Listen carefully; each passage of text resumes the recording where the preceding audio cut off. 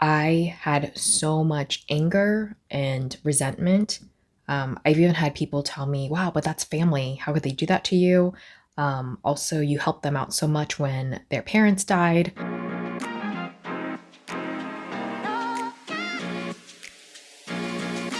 Three, two, one, yeah! After leaving the corporate 9 to 5 grind, I became the boss of my own spiritual business, helping others explore and navigate the human experience from insight, wisdom, and lessons learned along the way. Today, I help aspiring spiritual entrepreneurs gain the confidence to share their gifts with the world. Welcome to the Happy Healing Shop podcast. I'm your host, Trang Pham Nguyen, and each week we'll dive into incredible stories of strength, resilience, and transformation. So, if you are ready for some serious breakthroughs, laughs and tears, and stories that will inspire you, you are in the right place, my friend. Let's get started. Hey, and welcome back.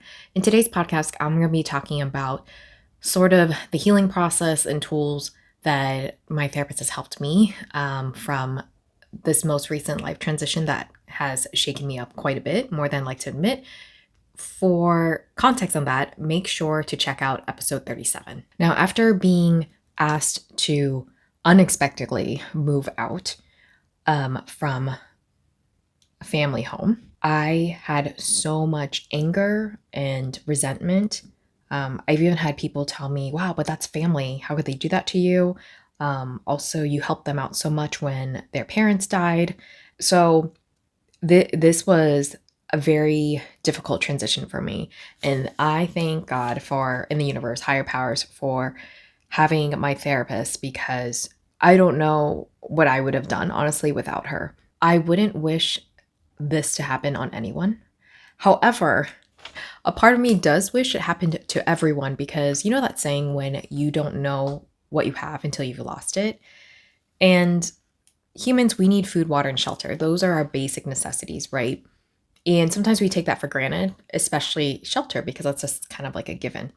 However, during this time, that was when I realized, wow, how grateful I am to have a roof over my head. Like, really grateful. Never will ever take it for granted.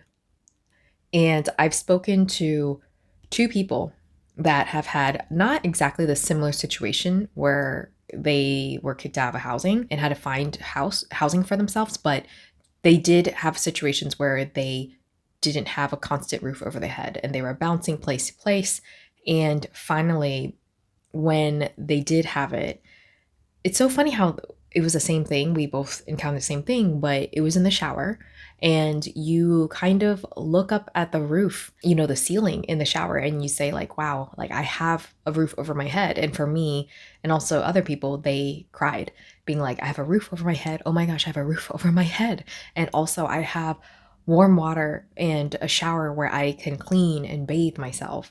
And it's just, I look at shelter in a whole different light now. And I don't think people realize the lack of psychological safety of not having a home, of not having a roof over their head, or even not just a roof over their head, but a constant place to stay, a consistent place to stay, and being like, okay, I'm okay for this month, I'm okay for the next month and the following months, and I'm okay, I'm safe. Anyways, before I get really off track on this shorty episode, I wanted to just more so explain a tool or an exercise that my therapist asked me to do. And this exercise could be used for anyone that you have feelings towards, like really strong emotions towards anger, resentment, or where you feel like they violate you, just a lot of like heavy feelings, right?